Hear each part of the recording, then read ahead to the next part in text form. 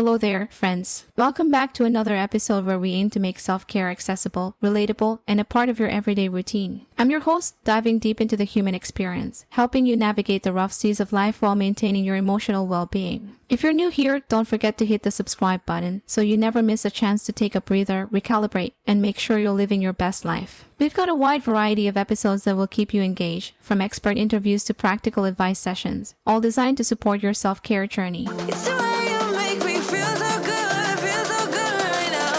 It's the way you make me feel so good.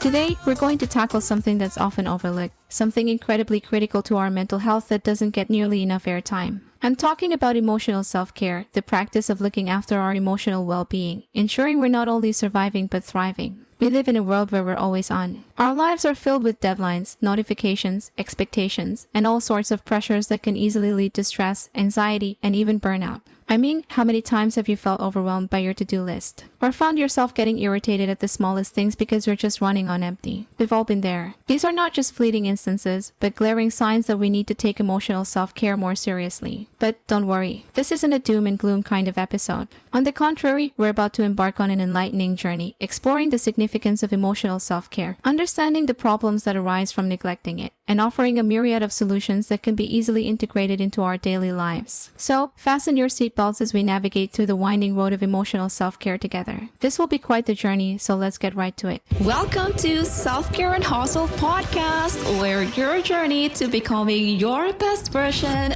begins. If you're ready to live your best life and find your inner peace, you've come to the right place, giving you insights on all life tips and purpose-driven actions to move you from where you are now to where you want to go. You can do this. This is me, Nestle Poliente, your host. Are you ready? Now let's dive in.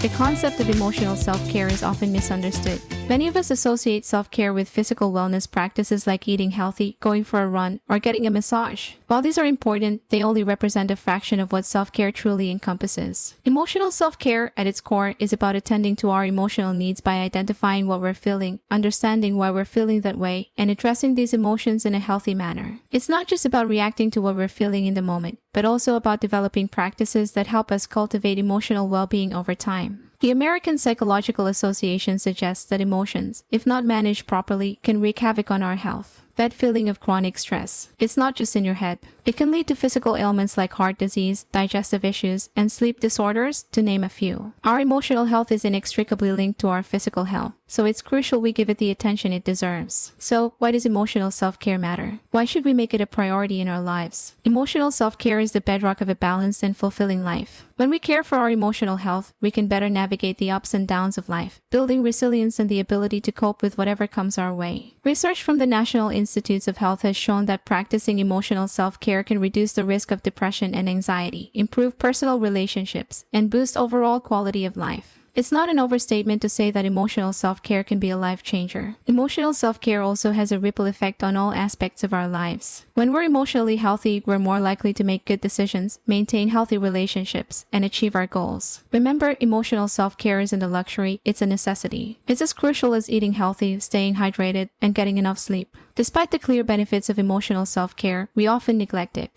We're quick to address our physical needs. We eat when we're hungry, we sleep when we're tired, we put on a jacket when we're cold. But when it comes to our emotional needs, we're not always as attentive. Neglecting emotional self-care can lead to emotional exhaustion, a state of feeling emotionally worn out, drained, and unable to cope. We might become irritable, feel overwhelmed, or start experiencing physical symptoms like headaches or insomnia. In severe cases, chronic neglect of emotional self-care can even lead to mental health issues like anxiety disorders and depression. Before we delve into the practical aspect of emotional self-care, it's essential to understand our emotional needs. These needs vary from person to person, but generally they include the need for love, understanding, validation, and a sense of security. Identifying these needs helps us understand what makes us feel fulfilled and what drains our emotional energy. We need to be mindful and ask ourselves, what makes us feel good? What drains us? What are our emotional triggers? By understanding these aspects of our emotional landscape, we're better equipped to practice effective emotional self-care. Now, let's delve into the heart of the matter. How can we practice emotional self-care? It might sound like a daunting task, especially if you're new to this. But don't worry, it's more accessible than you think. Here are a few practices you can start implementing today. The first step towards emotional self-care is developing self-awareness. This means paying attention to our emotions, recognizing what we're feeling, and understanding why we're feeling that way. Journaling can be an effective tool for this, helping us record and reflect on our emotional experiences. Once we've identified our emotions, it's crucial that we express them in healthy ways. This could be talking things over with a trusted friend, seeking professional help from a therapist, or even channeling our emotions through creative outlets like art or music. It's crucial to establish boundaries, both in our personal and professional lives. This could mean learning to say no when we're already overwhelmed, or disconnecting from work after business hours to protect our mental health. It's not about distancing ourselves from others, but rather preserving our emotional well-being. Mindfulness involves being present and fully engaged in the current moment. It's about observing our thoughts and feelings without judgment.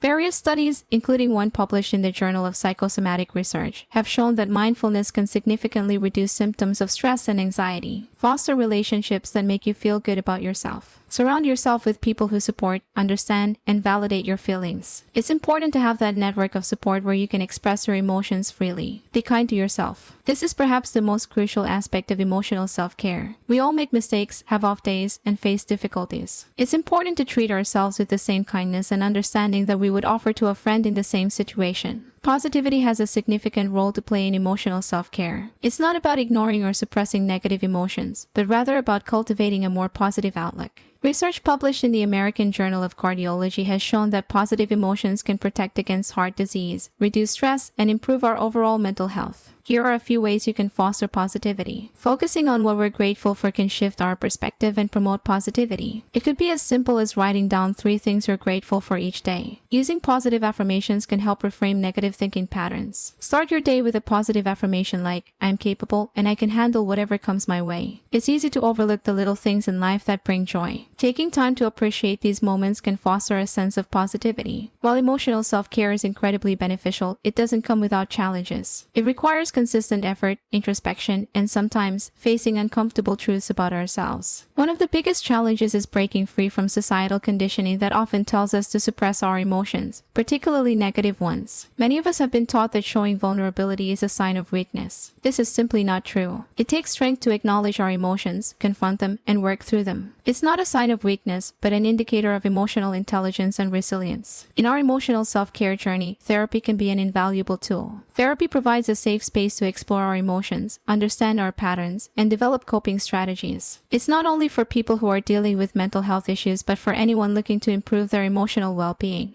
Online therapy options have also made this resource more accessible than ever before, breaking down barriers of cost, location, and stigma. Incorporating emotional self-care into our daily lives doesn't have to be complicated or time-consuming. It can be as simple as taking a few moments each day to check in with ourselves, asking how am I feeling, and what do I need? Emotional self-care should be tailored to our individual needs. There's no one-size-fits-all approach, so it's important to find what works best for us. Remember, it's not about being perfect, but about making progress. It's okay to have bad days. The key is to acknowledge our emotions and take steps to nurture our emotional well-being, no matter how small they may seem. As we wrap up today's episode, let's remember that emotional self-care is not a destination, but a journey. It's about making a commitment to prioritize our emotional well-being, not just today, but every day. And, hey, don't feel you need to walk this path alone. We're in this together, navigating through the highs and lows, learning, growing, and supporting each other along the way. So, remember to hit that subscribe button if you haven't already. Join our community and let's make emotional self-care a part of our everyday lives together. Thank you for joining me on today's journey into emotional self-care. Remember, you're not alone, and it's okay to take care of yourself. This is your host, signing off. Keep embracing the journey, my friends, and remember, self-care isn't selfish, it's essential. Stay tuned for our next episode where we'll dive into another crucial aspect of self-care. Until then, take care, and don't forget to take a deep breath.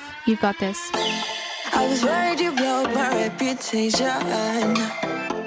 but I figured it's not on me. Yeah.